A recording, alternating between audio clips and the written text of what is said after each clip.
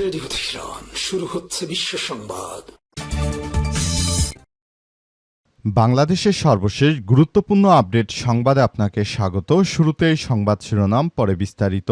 প্রথমেই জানাবো আমাদের হাতে থাকা সর্বশেষ গুরুত্বপূর্ণ সবথেকে তাজা আপডেট সংবাদ আপনাদের জানিয়ে দিব।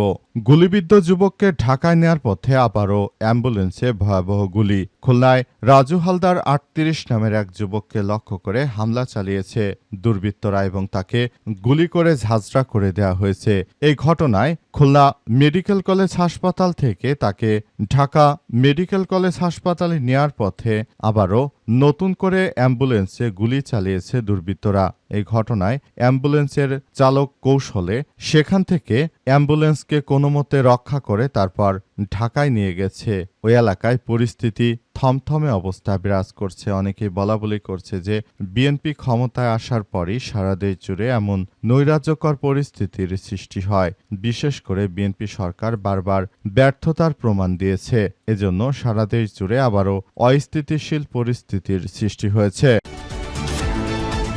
এরপর জানাবো ৬০ লাখ টাকার চোরাই কাপড় সহ বিএনপির স্বেচ্ছাসেবক দলের নেতা গ্রেপ্তার। নোয়াখালী হাতিয়া ও সুবর্ণচর থেকে বিপুল পরিমাণ চোরাই কাপড় জব্দ করেছে চট্টগ্রাম মহানগর গোয়েন্দা পুলিশ ডিবি। এই ঘটনায় চরবাটা ইউনিয়ন স্বেচ্ছাসেবক দলের সাবেক যুগ্ম আহ্বায়ক আবুল বাশারকে গ্রেপ্তার করা হয়েছে। এদিকে বিশেষ ট্রাইব্যুনালে শাপলা খুনিদের বিচারে দাবি হেফাজতের। শাপলা চত্বরে সংগঠিত গণহত্যা দ্রুত বিচার, আলেমদের বিরুদ্ধে দায়েরকৃত মিথ্যা মামলা প্রত্যাহার এবং ১৩ দফা বাস্তবায়নের দাবিতে বিক্ষোভ সমাবেশ ও মিছিল করেছে হেফাজতে ইসলাম। ঢাকা জেলা উত্তরাজ সাভারের হেমায়েতপুরে ঢাকা আরিচা মহাসড়কে এই বিক্ষোভ অনুষ্ঠিত হয় বলে জানা গেছে। এবারে জানাবো মদনে সেই শিক্ষক গ্রেপ্তার, ডিএনএ টেস্টের মাধ্যমে প্রকৃত আসামি নির্ধারণের দাবি। নেত্রকোনার মদনে আলোচিত ধর্ষণ মামলার আসামি সেই মাদ্রাসা শিক্ষক আমানুল্লাহ সাগরকে গ্রেপ্তার করেছে র্যাব। আজ ময়মনসিংহ গৌরীপুর থেকে র্যাবের একটি দল তাকে গ্রেপ্তার করে। আমানুল্লাহ সাগর উপজেলার কাইটাইল ইউনিয়নের পাঁচহাট গ্রামের বাসিন্দা এবং ওই গ্রামের একটি মহিলা মাদ্রাসার পরিচালক বলে জানা গেছে। এদিকে প্রবাসী শক্তি বাড়াতে এবার গ্লোবাল ডায়াসপোরা সেল গঠন করল এনসিপি নেতৃত্বে আলাউদ্দিন। প্রবাসী ও অভিবাসী বাংলাদেশের মাঝে জাতীয় নাগরিক পার্টি এনসিপির সাংগঠনিক ভিত্তি মজবুত করতে গ্লোবাল ডায়াসপোরা সেল গঠন করেছে দলটি। আজ সংবাদ মাধ্যমে পাঠানো এক বিজ্ঞপ্তিতে এনসিপির আহ্বায়ক নাহিদ ইসলাম ও সদস্য সচিব আক্তার হোসেনের নির্দেশক্রমে এই সেল গঠন করার কথা জানা গেছে। এবং সর্বশেষ জানাবো এনসিপিতে যোগ দিলেন নিজামীর পুত্র নাদিম। জাতীয় নাগরিক পার্টি এনসিপিতে যোগ দিয়েছেন জামাত ইসলামের সাবেক আমির মতিউর রহমান নিজামীর ছোট ছেলে ডাক্তার মোহাম্মদ নাদিমুর রহমান। আজ রাজধানীর বাংলা মোটরে ট্রেড সেন্টারে দলের অস্থায়ী কেন্দ্র কার্যালয়ে এসে তিনি দলের সদস্যপদ গ্রহণ করেন বলে জানা গেছে। যে নিজামী বাংলাদেশ জামাত ইসলামের আমির ছিলেন, তার ছোট ছেলে এনসিপিতে যোগ দেওয়ার ঘটনায় অনেকেই বলছে যে জামাত তাদের আদর্শ থেকে বিচ্যুত হয়ে গেছে, এজন্য এনসিপির নেতৃত্বের সঙ্গে তারা যোগ দিয়েছে। প্রিয় দর্শক, এতক্ষণ শুনছিলেন সংবাদ শিরোনাম, এবারে বিস্তারিত। তবে তার আগে বন্ধুরা অনুরোধ থাকবে এই সংবাদটিতে একটি লাইক দিন। এই চ্যানেলে আপনি নতুন হয়ে থাকলে আমাদের সংবাদটি দেখতে দেখতে চ্যানেলটি সাবস্ক্রাইব করে রাখুন। কমেন্ট করে বন্ধুরা আপনার মূল্যবান মতামত জানিয়ে দিন আপনি বিশ্বের কোন দেশ থেকে বা বাংলাদেশের কোন স্থান থেকে আমাদের সংবাদটি দেখছেন এবং শুনছেন। আর বন্ধুরা, সংবাদটি আপনার সোশ্যাল মিডিয়া ফেসবুকে শেয়ার করে বন্ধুদেরও দেখার সুযোগ করে দিন। আর বন্ধুরা, গাজা যুদ্ধে আপনি যদি নিরীহ ফিলিস্তিনিদের ভালোবেসে থাকেন, আমাদের কমেন্টে ইয়েস লিখে পুরো বিশ্বকে আমাদের এই গুরুত্বপূর্ণ তাজা আপডেট সংবাদটি জানার সুযোগ করে দিন। এবারে বিস্তারিত। গুলিবিদ্ধ যুবককে ঢাকায় নেয়ার পথে আবারও অ্যাম্বুলেন্সে ভয়াবহ গুলি। খুলনার রাজু হাওলাদার ৩৮ নামের এক যুবককে লক্ষ্য করে গুলি চালিয়েছে দুর্বৃত্তরা।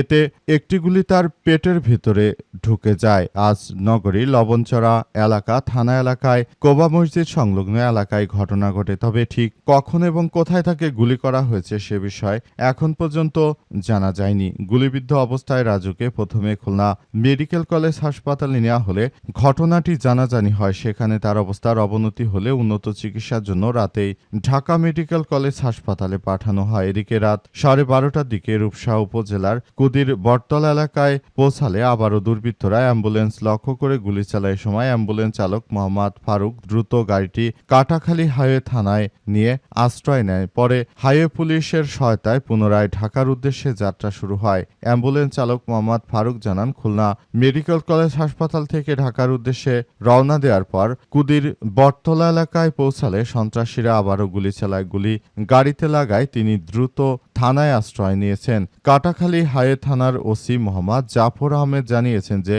গুলিবিদ্ধ এক রোগীকে ঢাকায় নেওয়ার পথে দুর্বৃত্তরা অ্যাম্বুলেন্স লক্ষ্য করে আবারও গুলি চালিয়েছে বলে আমাদের থানায় এসে তারা আশ্রয় নিয়েছিল।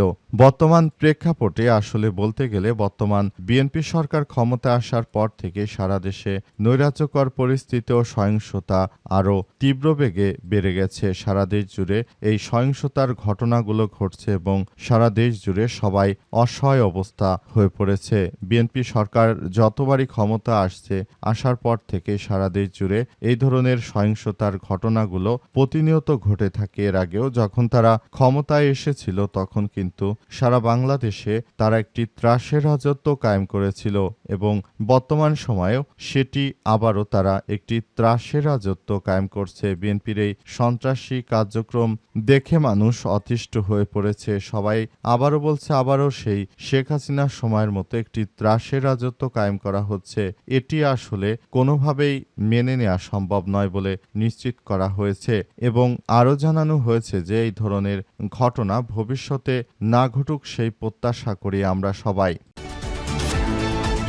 ৬০ লাখ টাকার চোরাই কাপড় সহ বিএনপির স্বেচ্ছাসেবক দলের নেতা গ্রেপ্তার। নোয়াখালীর হাতিয়ার সুবর্ণচর থেকে বিপুল পরিমাণ চোরাই কাপড় জব্দ করা হয়েছে, যার বাজার মূল্য ৬০ লক্ষ টাকা। এসব কাপড় বিএনপির নেতা আসলে নিয়ে যাচ্ছিল বলে জানা গেছে এবং তিনি এই কাপড়গুলো নিয়ে আসলে তারপর সরকারকে ভ্যাট ট্যাক্স ফাঁকি দিয়ে চোরাইভাবে কাপড়গুলো নিয়ে যাচ্ছিলেন বলে জানা গেছে। এরপরই এগুলো জব্দ করা হয়েছে। জব্দ করা কাপড়গুলো ইতিমধ্যে থানায় হস্তান্তরের প্রক্রিয়া চলছে এবং বিএনপির ওই সন্ত্রাসীকে আটকের চেষ্টা চলছে। সারা দেশ জুড়ে বিএনপির এই ধরনের সন্ত্রাসী কার্যক্রমগুলো আসলে সবার সামনে আসছে এবং সবাই যার যার জায়গা থেকে এগুলো তারা চালিয়ে যাওয়ার চেষ্টা করছে এবং পুরো দেশ জুড়ে যে ধরনের সন্ত্রাসী কার্যক্রম শুরু হয়েছে সেটি আসলে কোনোভাবেই গ্রহণযোগ্য হতে পারে না বলে উল্লেখ করা হয়েছে এবং মধ্যপ্রাচ্য জুড়ে মার্কিন যুক্তরাষ্ট্র যে ধরনের সন্ত্রাসী কার্যক্রম শুরু করেছে বাংলাদেশও ঠিক একইভাবে রাজনৈতিক দলটি ক্ষমতা আসার পর থেকে দেশজুড়ে এক ভয়াবহ আতঙ্ক ত্রাসের রাজত্ব সৃষ্টি হয়েছে। বিভিন্ন জায়গায় হামলা ভাঙচুর সহ সাধারণ মানুষের বাড়িঘর থেকে চাঁদা আদায় বা ফ্যাক্টরি দোকানপাট থেকে চাঁদা আদায় সহ বিভিন্নভাবে তারা এমন সব কার্যক্রম চালিয়ে যাচ্ছে যে তাদের এই কার্যক্রম দেখে সবাই অতিষ্ঠ হয়ে পড়েছে। তারা যার যার জায়গা থেকে বলাবলি করছে, এটা কোনোভাবেই আসলে মেনে নেওয়া যায় না। তারা যেটা শুরু করেছে সেটা ইতিহাসে বিরল।